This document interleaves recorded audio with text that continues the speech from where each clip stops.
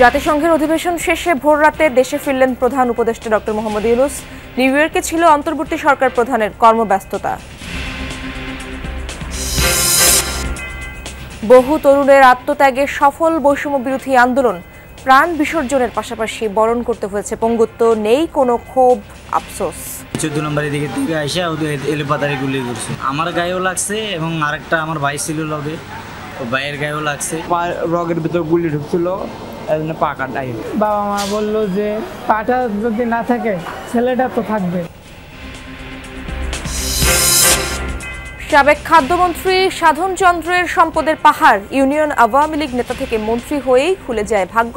সম্পদ বাড়ে 6000%। যারাই পাওয়ারে আসছে তারা করাপ্ট হচ্ছে এবং তারপরে তাদের অ্যাবসলিউট পাওয়ার হয়ে যাচ্ছে, কারণ তাদের আর তারা তখন মনে করে আমরা তো ধরার ছোঁয়ার বাইরে।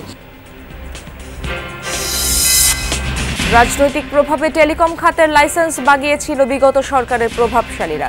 বিপুল রাজস্ব বকেয়া রেখেই উধাও কোম্পানি। সিরাজগঞ্জে আদালতের কর্মচারী নিয়োগে ব্যাপক দুর্নীতি। জজের খাস কামরায় পরীক্ষার ছবি ভাইরাল। চাকরিপ্রাপ্তদের বেশিরভাগই সাবেক আইনমন্ত্রীর লোক। উজানের ঢলে আরও বেড়েছে তিস্তার পানি। প্লাবিত লালমনিরহাট ছাড়াও আশপাশের 4 জেলার অববাহিকা। চট্টগ্রামের সরকারি স্কুলে ব্যতিক্রমী উদ্যোগ। বিশেষ চাহিদা সম্পন্ন 6 শিশুর জন্য ইশারায় পাঠদান। প্রশিক্ষণ বা সুবিধা ছাড়াই চলছে মানবিক কার্যক্রম।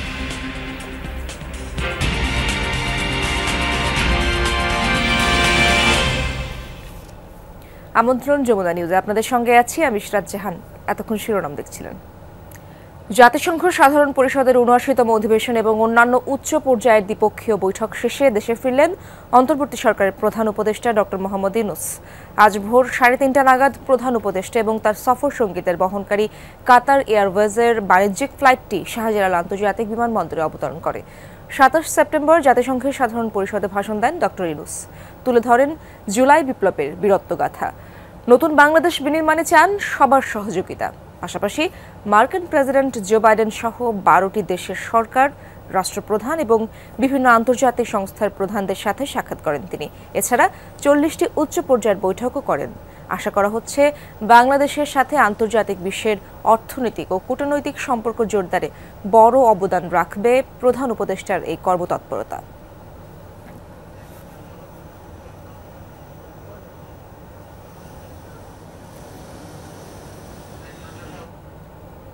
বৈষম্য বিরোধী ছাত্র আন্দোলনকে সফল করতে আহত হয়েছে, প্রাণ দিয়েছে বহু তরুণ। কেউ কেউ আবার বরণ করেছে পঙ্গুত্ব। তবে এজন্য তাদের মনে নেই বিন্দুমাত্র ক্ষোভ। একটাই প্রত্যাশা, ভালো থাকুক প্রাণের বাংলাদেশ। সেই সব বীরদের কথা জানাবেন সহকর্মী লামিয়া তিথি। ক্যামেরায় ছিলেন জিহাদ ইসলাম। বিজয় আনতে গিয়ে হারাতে হয়েছে আলী হাসানের ডান পা। সাতক্ষীরা 16 বছরের এই কিশোরের পায়ে গুলি লাগে 5 আগস্ট। বিজয় মিছিলেও হয় হামলা, চলে গুলি। সেদিনও শহীদ হন অনেকেই, আহত হয়েছে বহু মানুষ। পা রাখতে গেলে ক্যান্সারে চলে যেতে পারে। এটা বাবা মা বললো যে পাটা যদি না থাকে ছেলেটা তো থাকবে, কাটেন। অপারেশন হয়েছে 14 তারিখে, আর বুলেট 3টা বার করছিল, আর একটা আছে কিন্তু ডক্টর বললো ওটা ছোট বুলেট, বার করতে গিয়ে যতটা ক্ষতি হবে রাখলে তার চেয়ে অনেক কম ক্ষতি হবে। গাজীপুরের এক ভাতের হোটেলে কাজ করত মোরসালিন। 5 আগস্ট দোকানে যাওয়ার সময় পুলিশের এলোপাথারি গুলি লাগে মোরসালিনের হাঁটুতে। 2 দিন ব্যথা বয়ে বেরিয়ে 7 আগস্ট কেটে ফেলতে হয় মোরসালিনের ডান হাঁটু। গুলি মারার পরে অজ্ঞান হয়েছিলাম। অজ্ঞান হওয়ার পরে পাম্পের লোক আমার লয়েছিল সদর হাসপাতালে। প্রথমে রগের ভিতর গুলি ঢুকছিল, পা কাটাই। 19 জুলাই গুলিতে আহত হন মোহাম্মদ শাহিন। 3 ইঞ্চির বুলেট লাগে তার বাম হাতে। অপারেশন করে গুলি বের করলেও হাত কতটা ঠিক হবে নেই নিশ্চয়তা। পুলিশ আইসা এলোপাতারি 14 নম্বরের দিকে আইসা এলোপাতারি গুলি করছে এবং আমার গায়েও লাগছে এবং আরেকটা আমার ভাই ছিল লগে, ভাইয়ের গায়েও লাগছে। আমার হাড্ডি ভাঙ্গা, আমার মাংস ছিঁড়া আমার পেট দিয়ে বেরিয়ে গেছে। 20 তারিখে যায় বললে যে রাজাকারের বাচ্চা করে আর একটা গুলি করে মেরালা, এটা হলো ডিবি পুলিশ বলে। ঠিক আছে, যায় হসপিটাল থেকে যায় হসপিটালের ভিতরে এভাবে বলে। পঙ্গু হাসপাতালের পরিচালক জানান, চিকিৎসকদের প্রচেষ্টায় ৮ শতাধিক রোগীর অধিকাংশই বাড়ি ফিরে গিয়েছেন। এখন চিকিৎসা নিচ্ছেন ৬৬ জন। যারা এদেরকে পরবর্তী পুনর্বাসন ব্যবস্থায় ফিরিয়ে আনতে পারবে, অকুপেশনাল থেরাপি বলেন, বিভিন্ন ধরনের physiotherapy, mobilising exercise, instrumental therapy, সেই জায়গাগুলোতে আমরা কথা বলেছি এবং তাদের কাছে আমরা এদেরকে পাঠাবো এবং আমরা আশা করি ইন কোর্স অফ টাইম তারা একটা সক্ষম অবস্থা পৌঁছাতে পারবে। দেশের জন্য পঙ্গুত্ব বরণ করলেও আফসোস নেই তরুণদের। আশা, ভালো থাকুক প্রাণের বাংলাদেশ। লামিয়া তিথি, যমুনা নিউজ, ঢাকা। বৈষম্য বিরোধী ছাত্র আন্দোলনে শহীদ হয়েছেন ১,৫৮১ জন, আহত ৩১,০০০-এর বেশি। শনিবার বিকেলে ঢাকা বিশ্ববিদ্যালয়ের টিএসসি অডিটোরিয়ামে এসব তথ্য জানিয়েছে স্বাস্থ্য উপকমিটি। সদস্য সচিব তারেক রেজা বলেন, প্রাথমিকভাবে MIS থেকে ডাটা সংগ্রহ করা হয়েছে। শহীদের তালিকায় তরুণদের সংখ্যা সবথেকে বেশি। পহেলা জুলাই বৈষম্য বিরোধী ছাত্র আন্দোলনের ব্যানারে শুরু হয় কোটা সংস্কার আন্দোলন। পরবর্তীতে যা গণ অভ্যুত্থানে রূপ নেয়, পতন ঘটে হাসিনা সরকারের। আন্দোলনের শুরু থেকে দমনপীড়ন চললেও জুলাইয়ের মাঝামাঝি থেকে শিক্ষার্থীদের ওপর নির্বিচারে গুলি চালাতে থাকে পুলিশ সহ আইন শৃঙ্খলা বাহিনীর সদস্যরা। সাথে যোগ দেয় আওয়ামী অস্ত্রধারীরা। বন্ধ করে দেয়া হয় ইন্টারনেট, জারি হয় কারফিউ। এমন বর্বরতা সত্ত্বেও আন্দোলন দমেনি, বরং ছড়িয়েছে পুরো দেশে, যাতে যোগ দিয়েছে দল মত নির্বিশেষে সর্বস্তরের মানুষ। এই অভূতপূর্ব অভ্যুত্থানে শহীদ হন অসংখ্য মানুষ। অঙ্গহানি সহ গুরুতর আহতদের স্থান সংকুলান হয়নি হাসপাতালে। স্বৈরাচারের পতনের পর হতাহতদের তথ্য সংগ্রহ শুরু করে অন্তর্বর্তী সরকার। এক পর্যায়ে জানা যায় শহীদের সংখ্যা ৭ শতাধিক। এবার বলা হচ্ছে এটি ১৫০০-এর বেশি। টিএসসিতে স্বাস্থ্য বিষয়ক কেন্দ্রীয় উপকমিটি ও নাগরিক কমিটির এই যৌথ সংবাদ সম্মেলনে জানানো হয়, শহীদ ও আহতদের বেশিরভাগই তরুণ। পুরো তথ্য এখনো সংগ্রহ করা শেষ হয়নি। ডিডুপ্লিকেশনের কাজটা যেহেতু আমাদের শেষ হয়নি, সেহেতু আমরা বলে দিতে পারছি না যে ৩১,০০০ আহত, ঠিক আছে, কিন্তু আমাদের কাছে যে ডেটাটি আছে সেটি এখন ৩১,০০০+। আমরা আরও কিছু মিসিং ডেটা পেয়ে, যেটি আসলে আমাদের ১৫৮১ আজকে দাঁড়িয়েছে। তালিকা থেকে যে তথ্যগুলো আসলে ভেরিফাই করা গিয়েছিল সেই তালিকায় কিন্তু ৭০৮ জনের, সেটিও কিন্তু আপডেট চলমান। এই লিস্টটাও যখন আমরা স্বাস্থ্য মন্ত্রণালয় প্রকাশ করার পরে আমাদের কাছে সেই লিস্টটি ত্রুটিপূর্ণ মনে হয়েছে, কারণ আমরা দেখেছি যে এমন কিছু ত্রুটি আছে, যেমন একজন শহীদের বাবার নাম ভুল আছে, সেই ভুলটা তারা সংশোধন করতে পারেননি। তো এটাই তো আসলে যাচাই বাছাইয়ের কাজ। জাতীয় নাগরিক কমিটির আহ্বায়ক বলেন, শহীদ পরিবারের সদস্যদের তালিকা ও পরিচয় নিয়ম অনুযায়ী প্রকাশ করা হবে, কেননা শহীদদের নিয়ে রাজনীতির চেষ্টা করা হয়। আমরা মনে করি যে এই আন্দোলনে যারা শহীদ হয়েছিল কোনো পলিটিক্যাল পার্টির ব্যানারে হয় নাই, বৈষম্য বিরোধী ছাত্র আন্দোলনের নেতৃত্ব হয়েছিল। তরুণরা যেহেতু এই আন্দোলনে সবচেয়ে বড় বেশি অংশগ্রহণ ছিল, সেখানে আমরা দেখেছি 18 থেকে 30-এর মধ্যে অ্যাভারেজ রেশিওটা অনেক বেশি। তালিকা প্রণয়নের কাজে As-Sunnah foundation, human rights support society, red July সহ বেশ কয়েকটি সংস্থার সাহায্য নেওয়া হয়েছে বলেও জানায় স্বাস্থ্য উপকমিটির সদস্যরা। লামিয়া তিথি, যমুনা নিউজ, ঢাকা। ইউনিয়ন আওয়ামী লীগ সভাপতি থেকে হয়েছেন মন্ত্রী, নাম সাধন চন্দ্র মজুমদার। কপাল খুলতে থাকে এমপি হওয়ার পর থেকে। মন্ত্রী হয়ে যেন হাতে পান জাদুর কাঠি, গড়ে তুলেছেন সম্পদের পাহাড়। হলফনামায় উল্লেখ করেছেন তার সম্পদ বেড়েছে ৬,০০০%। এর জন্য কেউ তাকে প্রশ্নবিদ্ধ করেনি। এম এ আজিজের প্রতিবেদনে দেখুন বিস্তারিত। সাধন চন্দ্র মজুমদার নওগাঁ ১ থেকে প্রথমবার এমপি হন ২০০৮ সালে। পরে টানা ৩ বার সংসদে গেছেন নৌকার টিকিটে। ২০১৯ থেকে তাকে দেয়া হয় খাদ্য মন্ত্রণালয়ের দায়িত্বে। এ পর্বে তিনি সাধন করেন অসাধ্য। ১৫ বছরে সম্পদ বেড়েছে ৬,৩৫০%। ২০০৮ সালে সম্পদ ছিল ১০,৪৩,০০০ টাকার, ২৪-এ দাঁড়ায় ১০,৪৩ লাখে। হলফনামা পর্যালোচনায় দেখা যায় ২০০৮ সাল বাদে বাকি সময়ে কেবল নিজের নামে থাকা সম্পত্তির তথ্য দিয়েছেন সাবেক এই মন্ত্রী। মন্ত্রণালয়ে পরিবারতন্ত্র গড়ে তোলেন সাধন। ভাতিজা রাজেশ মজুমদারকে করেন সহকারী, বসতেন মন্ত্রণালয়ে। পিএস জামাত আবু নাসের বেগ, এপিএস নিজের ছোট মেয়ে তৃণা মজুমদার। পদায়ন বদলীয় বরাদ্দে অনিয়মের সিন্ডিকেট গড়ে তুলেছিলেন বলে অভিযোগ তাদের বিরুদ্ধে। পরিবার ও মন্ত্রণালয় একাকার করে 2008 সালে মাত্র 2.5 লাখ টাকা থেকে 2024 সালে সাধনের বার্ষিক আয় বেড়ে দাঁড়ায় 3,94 লাখে। কেবল শেয়ার বাজারে আয় দেখিয়েছেন 3.5 কোটি টাকা। অভিযোগ আছে প্রকৃত আয় ও সম্পত্তির অতি সামান্যই উল্লেখ করেছেন হলফনামায়।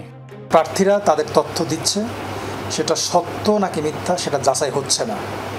কাজে এটা একদম একটা অর্নামেন্টাল আইনি প্রভিশন, এটা কোনো মূল্য নাই। দুর্ভাগ্য হচ্ছে যে এই যে দুটো জিনিস, হলফনামায় দেওয়া তথ্য এবং ট্যাক্স রিটার্নে দেওয়া তথ্য, এটা কম্পেয়ার করার জন্যে কোনো মেকানিজম, কোনো উদ্যোগ এখন পর্যন্ত নেই। ডেফিনেটলি নির্বাচন কমিশন গতবারেরটা এবং 5 বছর পরেরটা মিলিয়ে দেখবে।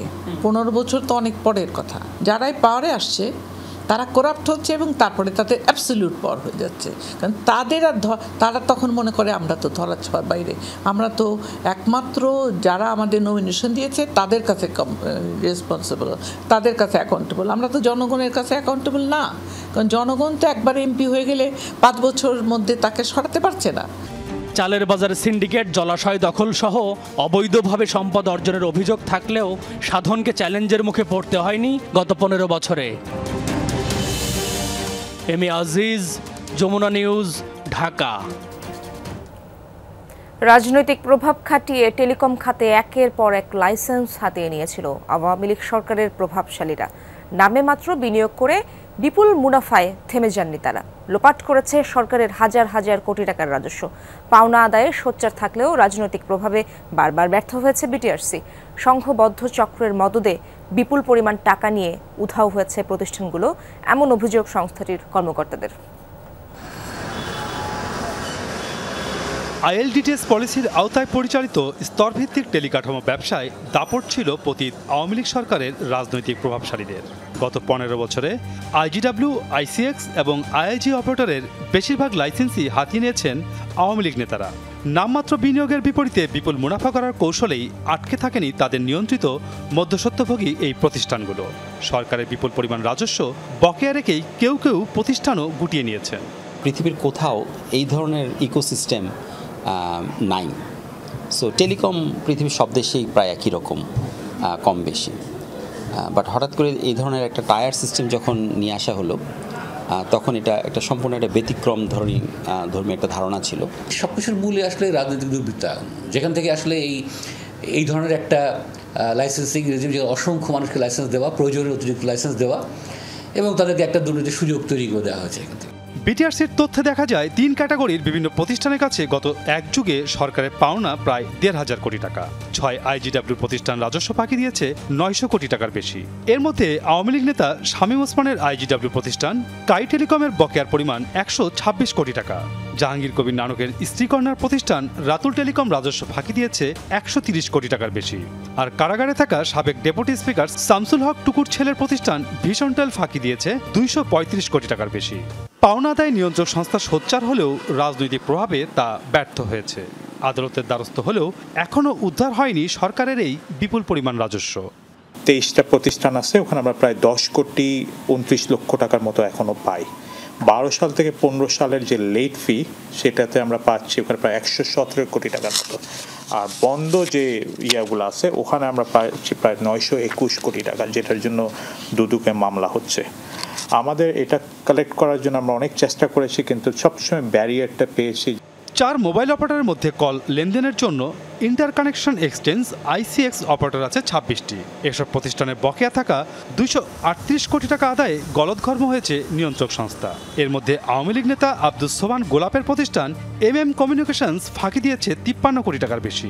32টি আইআইজি প্রতিষ্ঠানের কাছে বিটিআরসির পাওনা 97 কোটি টাকা। ব্যবসা করার চাইতে যদি কিছুদিন টিকে থেকে সরকারের রাজস্ব যদি ফাঁকি দেওয়া যায়, তাহলে একটা বড় অঙ্কের টাকা নিয়ে এখান থেকে বেরিয়ে চলে যাওয়া যায়। এবং বাস্তবে সেটাই ঘটেছে। এবং তারা যেহেতু রাজনৈতিকভাবে অত্যন্ত প্রভাবশালী ছিলেন, বিটিআরসির পক্ষে তাদের কাছ থেকে আসলে এই টাকাগুলো আদায় করা হয়তো সম্ভব হয়নি, যে কারণে এই কোম্পানিগুলো এই কাজটা করেছে। প্রথমে তদন্ত হয়ে এটা রিপোর্ট দিল 24 সালের দিকে, আমাদের জানুয়ারি মাসের দিকে এটা রিপোর্ট আসলো, কিন্তু মাসের পর মাস এটা লুকানো ছিল। লুকানোর পিছনে অবশ্যই কোনো না কোনো বিটিআরসির ব্যাকগ্রাউন্ডে কর্মকর্তা কর্মচারী আছে এবং এটা এএনডিও ডিভিশনের কাজ ছিল। সো বকেয়া রাজস্ব পরিশোধে কিস্তি সুবিধা দেওয়া হলেও এসব প্রতিষ্ঠান তাতে আশানুরূপ সাড়া দেয়নি। মাসুদুজ্জামান রবিন, যমুনা নিউজ, ঢাকা। সিরাজগঞ্জ জেলা জজ আর চিফ জুডিশিয়াল ম্যাজিস্ট্রেট আদালতে কর্মচারী নিয়োগে ব্যাপক দুর্নীতির অভিযোগ উঠেছে। হলে নয়, বরং জজের খাস কামরায় বসিয়ে নেওয়া হয় পরীক্ষা, যার কিছু ছবি রীতিমতো ভাইরাল। জেলা কোটা অগ্রাহ্য করে সাবেক আইনমন্ত্রীর এলাকার প্রার্থীদের দেওয়া হয়েছে চাকরি, যে ঘটনায় তোলপাড় জেলা আদালত। 2021 সালে সিরাজগঞ্জ জেলা জজ আদালত আর চিফ জুডিশিয়াল ম্যাজিস্ট্রেট আদালতে তৃতীয় ও চতুর্থ শ্রেণীর 44 জন কর্মচারী নিয়োগের বিজ্ঞপ্তি প্রকাশ হয়। অতিরিক্ত জেলা জজ আদালত নিয়োগ বিজ্ঞপ্তি সংক্রান্ত একটি আদেশও জারি করে। 2022 সালের মাঝামাঝি লিখিত ও মৌখিক পরীক্ষার পর চূড়ান্ত করা হয় জজ আদালতের 34 আর চিফ জুডিশিয়াল ম্যাজিস্ট্রেট আদালতে 10 জনের নিয়োগ। 2 বছর পর গত 12 সেপ্টেম্বর তাদের চাকরি স্থায়ী হয়েছে। কিন্তু তারপরে কিছু ছবি ছড়িয়ে পড়ে সামাজিক মাধ্যমে, যেখানে দেখা যায় পরীক্ষার হলে নয়, জজের খাস কামরায় বসে পরীক্ষা দিচ্ছেন বাছাই করা কয়েকজন, যারা পরবর্তীতে নিয়োগ পেয়েছেন। নিয়োগ সংক্রান্ত নথিতে দেখা যায় নিয়োগপ্রাপ্ত 44 জনের মধ্যে 28 জনই ব্রাহ্মণবাড়িয়ার কসবা উপজেলার। তৎকালীন আইনমন্ত্রী জনাব আনিসুল হক এবং তৎকালীন আইন সচিব থেকে শুরু করে এই নিয়োগ বোর্ডের সাথে যারা জড়িত ছিল, তৎকালীন জেলা জজ মোহাম্মদ ফজলে খোদা নাজির এবং নিয়োগ বোর্ডের সভাপতি এবং অন্যান্য সদস্য যারা ছিল, তারা সবাই এই নিয়োগ এর সাথে জড়িত এবং দুর্নীতির সাথে জড়িত। আলাদা রুমে নিয়ে লেখার সুযোগ করে পরীক্ষায় উত্তীর্ণ করে তাদেরকে চাকরি দিয়েছেন। এই আদালতে যদি এরকম হয়, মানে আদালত একটা সর্বোচ্চ বিশ্বাসের জায়গা, আস্থার জায়গা, এই জায়গায় যদি আমরা এসে প্রতারিত হই বা আপনি প্রতারিত হন, এটা কেমন লাগবে?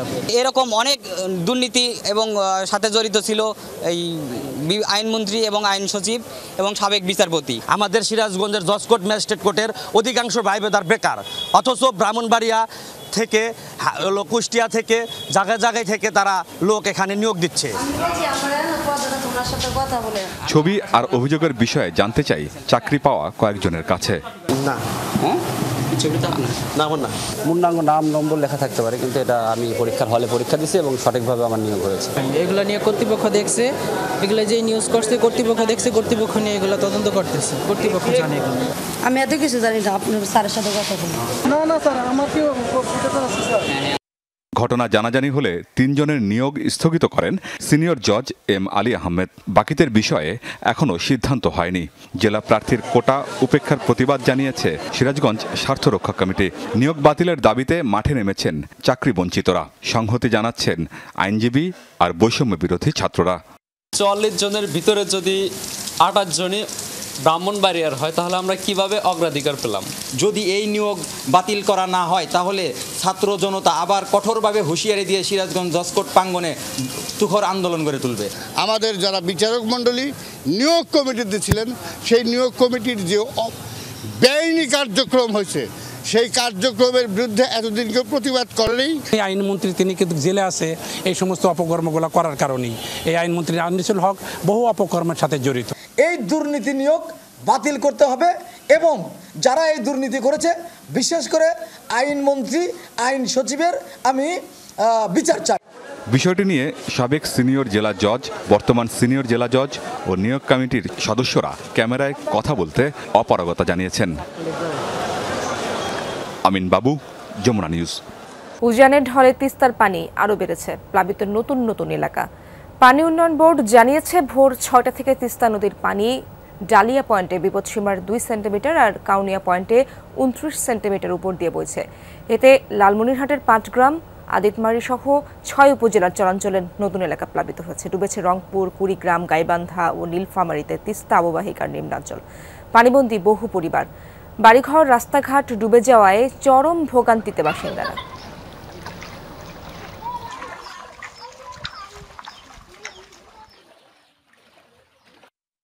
রাস্তার কাছে অনেক সমস্যায় আছি, চলতে পারি না। আকাশ থেকে লেফটিন সব পানি দুটোই আছে।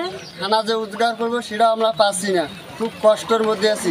ভাই আগে ডুবে গেছে, লোকে আন্দি খাওয়া পাই, সকাল থেকে অটে খাওয়া পাই না, করে যায় আন্দি বাড়ি খাই। দর্শক, তিস্তার প্লাবনের খবর জানবো। লালমনিরহাটে রয়েছেন আমার সহকর্মী আনিসুর রহমান। আনিস, পানি তো বাড়ছেই সেখানে এবং সেখানকার পানি অবস্থা জানাবেন এবং প্লাবনের বিষয়ে পানি উন্নয়ন বোর্ড কি কোনো পূর্বাভাস দিয়েছে কিনা আমাদেরকে জানাবেন। এবং ভারতের উজান থেকে নেমে আসা পাহাড়ি ঢলের কারণে কিন্তু তিস্তা নদীর পানি বৃদ্ধি পেয়েছে। গতকাল রাত থেকে কিন্তু সেই পানিগুলো বিপদ সীমার 2 সেন্টিমিটার উপর দিয়ে যাচ্ছে তিস্তা ব্যারেজের ঘটা। আর আপনাকে যদি আরেকটা বলি, কাউনিয়া পয়েন্টে কিন্তু 29 সেন্টিমিটার উপর দিয়ে পানি যাচ্ছে, যার কারণে ব্যারেজের ভাটিতে থাকা যে পাটগ্রামের দহগ্রাম, হাতিবান্ধা, আদিতবাড়ি, কালীগঞ্জ সদর উপজেলার বেশ কিছু ইউনিয়নের নিম্নাঞ্চলগুলো প্লাবিত হয়েছে। আপনাকে যদি একটু আমি তিস্তা নদীর চিত্র আসলে দেখাতে পারি, এই গত 3 থেকে 4 বছরে আসলে এরকম পানি হয়নি বলে আমাকে নদী এলাকার মানুষজন যারা পানিবন্দী আছেন তারা জানিয়েছেন। আসলে এই পানির স্রোতের যে গতি আসলে বেশি, আর গত রাত থেকে কিন্তু 2-1 জায়গায় বেশ কিছু পাকা রাস্তা কিন্তু উপর দিয়ে পানি প্রবাহিত হচ্ছে। পানি উন্নয়ন বোর্ড স্থানীয় লোকজনের সহায়তায় কাজ করে যাচ্ছেন। আর আমি কিছুক্ষণ আগে জেলা প্রশাসকের সঙ্গে কথা বলেছি, তিনি যেটি জানিয়েছেন যে আসলে উজানের ঢলের কারণে এইসব পানি আসতে মানুষজন ভুগছেন। আমি এখন একজন ভুক্তভোগীর সঙ্গে কথা বলবো। আপনি একটু জানাবেন আপনার বাড়িতে কদিন ধরে পানি আছে, আর আপনারা আসলে নদী পাড়ের মানুষজন এই নদী খননের কি চান, আপনি কি ব্যবস্থা চান সরকারের কাছে? আমি আমাদের বাড়ি আর গত পরশুদিন থেকে আমাদের বাড়িতে পানির কারণে গত আজ দুপুর থেকে আমরা বাড়ি ছাড়িয়ে আমরা আপাতত স্কুলে অবস্থান করতেছি। বাড়ির মাল সামানা যেটা ছিল সেটা বোধ হয় পানিতে ভেসে গেছে। আর এই যে পানির স্রোত, এই স্রোতে আমরা বাড়ি থেকে স্কুল থেকে বাড়ি থেকে এটারও কোনো উপায় নেই। এক কোমর এক গালা করে পানি। আপাতত স্কুলে আছি, কোনো খাওয়া দাওয়া হাবি জাবি এটা খুব অসুবিধার মধ্যে আছে। কোনো সরকারের লোক কোনো এখানে খবর দিচ্ছে না। আর এই তিস্তানদী যে আসছে, যে এটা যদি খনন না হয় তারপর তিস্তার লোক খুব বিপদে থাকবে। পানি যেভাবে আসতেছে, আপাতত যে আমি রাস্তায় খাড়া আছি, রাস্তা প্রায় উষ্ণ অবস্থা। এই রাস্তা উষ্ণিলটা আরো বিরাট সমস্যা হয়ে যাবে। অতএব যদি আপনারা তাড়াতাড়ি দূরত্ব ব্যবস্থাটা নেয় যদি করে সরকার, তাহলে আমরা অনেক উপকৃত হব আশা করি। মানুষের আপনি শুনলেন যে আসলে মানুষের দুর্ভোগের কথা। আনিস, বুঝতেই পারছি সেখানকার মানুষের দুর্ভোগের চিত্র আপনি জানাচ্ছিলেন, তাদের কথা আপনি শুনছিলেন। ধন্যবাদ আপনাকে। দীর্ঘ 16 বছর আন্দোলন করেও পাইপলাইনে গ্যাস পায়নি খুলনাবাসী, অথচ সেই খুলনায় গ্যাস নির্ভর বিদ্যুৎ কেন্দ্রের প্রকল্প হাতে নেয় আওয়ামী লীগ সরকার। রাজস্ব তহবিল আর বৈদেশিক ঋণ সহায়তায় সিংহভাগ কাজ শেষ, তবে সঞ্চালন লাইন না থাকায় কবে নাগাদ বিদ্যুৎ কেন্দ্র চালু হবে তা নিয়ে রয়েছে অনিশ্চয়তা। এমন প্রকল্পকে উন্নয়নের ভ্রান্তি আখ্যা দিয়েছেন অন্তর্বর্তীকালীন সরকারের জ্বালানি উপদেষ্টা। খুলনার খালিশপুরে নির্মাণাধীন রূপসা 800 মেগাওয়াট কম্বাইন্ড সাইকেল বিদ্যুৎ কেন্দ্র। প্রায় 9,000 কোটি টাকার এই বিদ্যুৎ কেন্দ্র বিগত সরকারের আমলে নেওয়া বড় প্রকল্পের একটি। সরকারের রাজস্ব তহবিলের পাশাপাশি বিদ্যুৎ কেন্দ্রটি তৈরিতে ঋণ নেওয়া হয়েছে এডিবি, আইডিবি ও জেএফপিআর থেকে। গ্যাস নির্ভর এই পাওয়ার প্ল্যান্টের সিংহভাগ কাজ শেষ হলেও গ্যাসের কোনো সঞ্চালন লাইনই তৈরি হয়নি। সম্প্রতি রূপসার এই বিদ্যুৎ কেন্দ্র পরিদর্শন করেন বিদ্যুৎ, জ্বালানি ও খনিজ মন্ত্রণালয়ের উপদেষ্টা। বলেন, প্রকল্পটি পুরোটাই উন্নয়নের ভ্রান্তি। একই বক্তব্য নাগরিক নেতাদের। কার স্বার্থে এখানে 8,000 আর 9,000 কোটি টাকা খরচ হলো, কিন্তু মানুষ এটা থেকে কোনো উপকার পাচ্ছে না। তো এইটাই হচ্ছে আমাদের যে আমি যেটাকে বলছি উন্নয়নের ভ্রান্তি। 80% এই প্রজেক্টের কাজ শেষ হয়ে গিয়েছে এবং 27-এর মধ্যে বিদ্যুৎ উৎপাদনে যাবে। তাহলে যদি গ্যাস না আসে তাহলে কীভাবে এটা বিদ্যুৎ উৎপাদনে যাবে? তাহলে খুব স্পষ্ট বলা যায় এটা একটা লস প্রজেক্ট হচ্ছে। শুধু সঞ্চালন লাইনের অনুপস্থিতিই নয়, কোথা থেকে গ্যাস আসবে সেই বিষয়টিও স্পষ্ট নয়।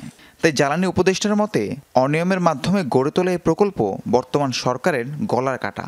এমন অপরিকল্পিত প্রকল্প কেবল জনগণের ট্যাক্সের বোঝাই বাড়িয়েছে মনে করে সচেতন নাগরিক কমিটি। অনিয়মের মহোৎসব হয়েছে, এটা কনসিডার করছে যে ডিজেল। তো ডিজেলের যেটা সমস্যা হচ্ছে যে এইটা রিকনফিগারেশন করতে, ডিজেলের জেনারেশন কস্ট অনেক হাই। এবং ওইটা যদি করতে হয় তাহলে কিন্তু আবার আমাদের বিদ্যুতের দাম বাড়াতে হবে। তো সুতরাং সেটা ইজ নট অ্যান অপশন। অপরিকল্পিতভাবে করার উদ্দেশ্য হচ্ছে প্রজেক্ট বা বাস্তবায়ন নয়, টাকাগুলো এক ধরনের লুটপাট করা। এবং এই লুটপাটের এবং আমাদের দেশের সবচেয়ে দুর্ভাগ্য হচ্ছে যে আমরা যারা প্রজেক্ট করে, যারা প্রজেক্টের সাথে যুক্ত থাকে, তাদের কোনো দায়বদ্ধতা থাকে না। 2018 সালে একনেকে অনুমোদন পাওয়া এই বিদ্যুৎ কেন্দ্রের 2027 সালের জানুয়ারিতে বাণিজ্যিক উৎপাদনে যাওয়ার কথা। রাহিম সারোয়ার, যমুনা নিউজ। ঘনিয়ে আসছে শারদীয় দুর্গাপূজার সময়। 2 অক্টোবর মহালয়ার মধ্য দিয়ে শুরু আনুষ্ঠানিকতা। প্রতিমা তৈরিতে শেষ সময়ের ব্যস্ততা, তাই সাভারে রং তুলির আঁচড়ে সাজিয়ে তুলছেন প্রতিমা। প্রশাসনের পক্ষ থেকেও নেওয়া হয়েছে বাড়তি নিরাপত্তা। শিল্পীর রং তুলির আঁচড়ে সাজতে শুরু করেছে দুর্গা প্রতিমা। কোথাও নিপুণ হাতে প্রতিমা তৈরি করছেন কারিগররা। দুর্গাপূজাকে ঘিরে প্রতিমা তৈরির কারিগররা ব্যস্ত সময় পার করছেন। ব্যস্ততা থাকলেও ক্লান্তি নেই। উৎসাহ উদ্দীপনায় দ্রুত কাজ চালিয়ে যাচ্ছেন তারা। মন্দিরে মন্দিরে যে রং শেষ করে দিয়ে হ্যাগো মাল বুঝিয়ে দিয়ে আসুন। আশা করতেছি দেশের পরিস্থিতি সব দিক দিয়ে ভালো হোক এবং আমাদের পূজাটাও যেন স্বাভাবিক সুন্দরভাবে করতে পারি। প্রতিবার কাজটা আমাদের 3 প্রজন্ম ধরে আমরা করতেছি। এটা কাজ করে ভালো একটা আনন্দ পাই।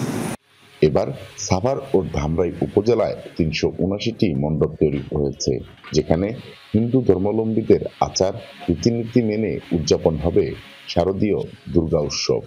আমাদের এই মন্দিরগুলোতে মোটামুটি প্রতিমা তৈরির কাজ শেষ মুহূর্তে। শারদীয় উৎসবকে ঘিরে প্রশাসনের পক্ষ থেকে নেওয়া হয়েছে বাড়তি নিরাপত্তা ব্যবস্থা। সাভার, আশুলিয়া, ধামরাইয়ে প্রায় 400-এর উপরে পূজা মণ্ডপ রয়েছে, যেগুলোর জন্য আইন শৃঙ্খলা বাহিনী প্রস্তুত রয়েছে। উপজেলা প্রশাসনের পক্ষ থেকে আমরা পূজা মণ্ডপকে নিরাপদের চাদরে ঢেকে রেখেছি। অত্যন্ত সুশৃঙ্খল এবং শান্তিপূর্ণভাবে আনন্দঘন পরিবেশে পূজা উদযাপন হবে।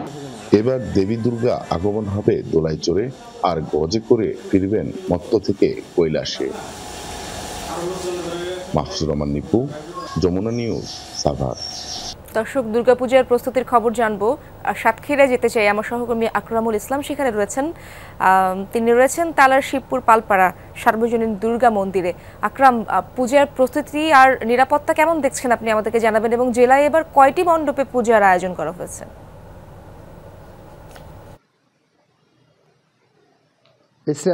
সাতক্ষীরায় এবছর 562টি মণ্ডপে কিন্তু শারদীয় দুর্গাপূজার যে আয়োজন সেটি চলছে। এটি জেলার হিন্দু, বৌদ্ধ, খ্রিস্টান ঐক্য পরিষদের যারা নেতারা রয়েছে তারা আমাদেরকে বলেছেন। এবং যে দুর্গাপূজার যে প্রস্তুতি সেটি কিন্তু এখন আগামী 9 সেপ্টেম্বর যে শারদীয় দুর্গা উৎসব সেটি কিন্তু শুরু হবে। এখন মন্দিরে মন্দিরে কিন্তু যে তাদের প্রতিমা তৈরির যে কাজ সেটি কিন্তু চলছে। কোথাও বা রঙের কাজটি শেষ হয়েছে এবং কোথাও কিন্তু এখনো শেষ হয়নি। প্রতিমা গড়ার যে কাজ সেটি চলমান রয়েছে। এবং যে নিরাপত্তার যে বিষয়টি বলছিলেন, যে আমাদের সাতক্ষীরার কিন্তু যারা রাজনৈতিক সংগঠন বিএনপি এবং জামাতের যারা নেতাকর্মীরা রয়েছে তারা দলীয়ভাবে সেটিকে ব্যবস্থা নিচ্ছে। পাশাপাশি প্রশাসনের পক্ষ থেকেও কিন্তু নিষিদ্ধ যে নিরাপত্তা নেওয়া হয়েছে সেটি কিন্তু বলা হচ্ছে। এবং আমি যে আসনটিতে রয়েছি সাতক্ষীরা 1 আসনগুলোতে, এবং এটি তালা উপজেলায় কিন্তু জেলার মধ্যে সব থেকে বেশি পূজা মণ্ডপ রয়েছে। এবং এখানে উপজেলাতে পূজা মণ্ডপ রয়েছে এবং এখানে উপজেলাতে 195টি মণ্ডপে কিন্তু পূজা অনুষ্ঠিত হবে। এবং এটি সাতক্ষীরার সব থেকে বড় বা সব থেকে বেশি পূজা এখানে কিন্তু অনুষ্ঠিত হবে আমরা কিন্তু জানতে পেরেছি। পাশাপাশি এখানকার যিনি এই আসনের সংসদ সদস্য ছিলেন বিএনপির নেতা হাবিবুল ইসলাম, তার নেতাকর্মীদের কিন্তু ইতিমধ্যে বলেছেন যে নিরাপত্তা নিতে। এবং যারা এখানে আমাদের সঙ্গে রয়েছেন এই মন্দিরের সংশ্লিষ্টরা, আমরা আপনাদের কাছে জানতে চাই যে নিরাপত্তার কোনো ঘাটতি আপনারা বোধ করছেন কিনা, পাশাপাশি এবারের আয়োজনটা আপনাদের কেমন থাকছে? আমাদের নিরাপত্তা কোনো সমস্যা নেই, নিরাপত্তা আমরা কোনো সমস্যা হয়নি এ পর্যন্ত। আর আমাদের পাশাপাশি যারা রাজনৈতিক নেতারা আছে তারা বলেছে কোনো সমস্যা হবে না, আমাদের সাহস দিয়েছে, আমরা সেভাবে পূজা করছি। তো এছাড়া শুনছিলেন যে তারাও কিন্তু বলছেন যে নিরাপত্তার যে সমস্যা তারা কিন্তু সেটি বোধ করছেন না, এবং পূজাটি উৎসব মুখর পরিবেশে অনুষ্ঠিত হবে এমনটি তারা বলছেন। পরিবেশে সেখানে প্রতিমা তৈরি হচ্ছে। ধন্যবাদ আপনাকে। ইশারা ভাষায় পাঠদান চলছে চট্টগ্রামের এক সরকারি স্কুলে। বিশেষ চাহিদা সম্পন্ন 6 শিশুর জন্য ব্যতিক্রমী এই উদ্যোগ। এর জন্য নেই শিক্ষকদের বিশেষ প্রশিক্ষণ বা আলাদা কোনো সুবিধা। তারপরও সীমাবদ্ধতা ছাপিয়ে স্কুল কর্তৃপক্ষের এই মানবিকতা প্রশংসা কুড়াচ্ছে সবার। ইশারায় ডাকামাত্র শিক্ষার্থী বুঝে নিল শিক্ষকের ভাষা, লিখল অক্ষর। নেচে গিয়ে এভাবেই বাক ও শ্রবণ প্রতিবন্ধী এবং অটিস্টিক শিশুদের পাঠদান করা হয় চট্টগ্রামের পূর্ব বাকলিয়া সরকারি প্রাথমিক বিদ্যালয়ে। স্কুলটি সাধারণ শিক্ষার্থীদের জন্য হলেও বিশেষ চাহিদা সম্পন্ন শিশুদের পাঠদানের মহৎ কাজটি সানন্দে করছেন শিক্ষকরা। ইশারার মাধ্যমে, অঙ্গভঙ্গির মাধ্যমে তারা আমার কথা বুঝতে পারে।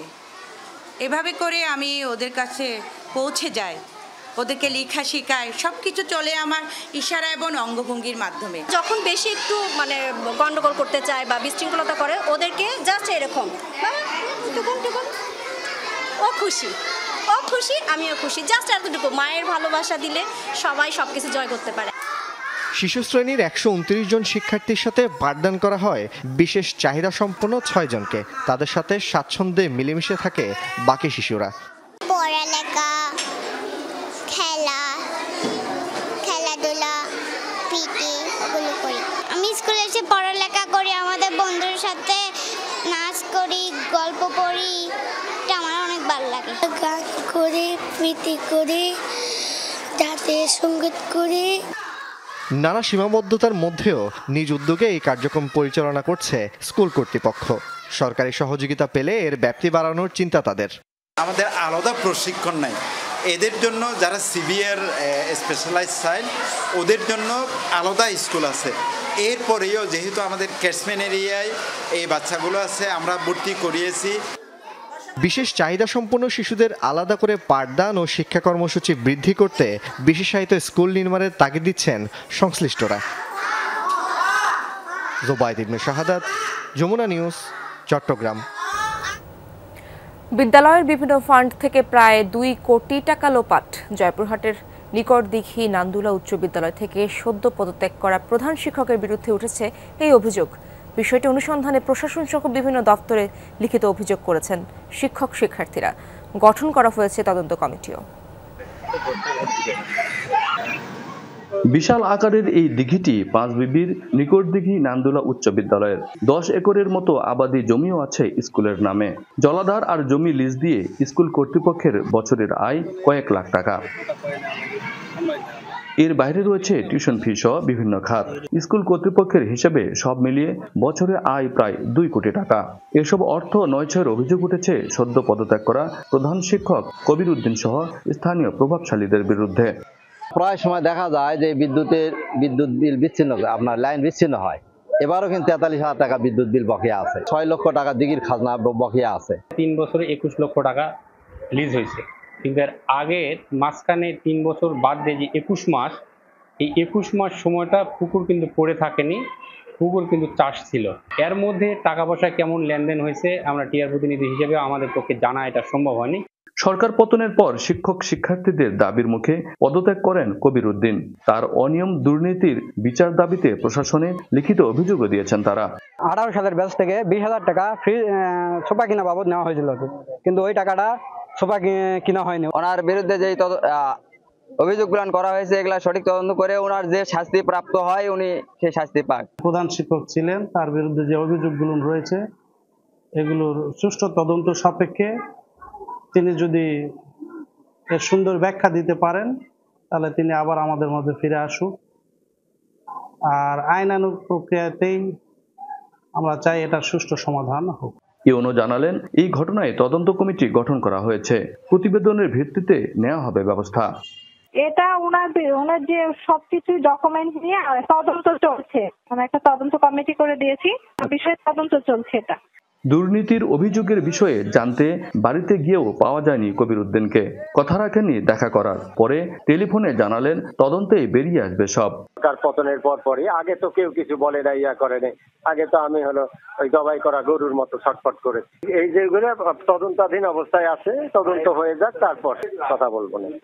1944 সালে প্রতিষ্ঠিত বিদ্যালয়টিতে শিক্ষার্থী 3 শতাধিক আর শিক্ষক কর্মচারী রয়েছেন 21 জন। আব্দুল আলিম, যমুনা নিউজ, জয়পুরহাট।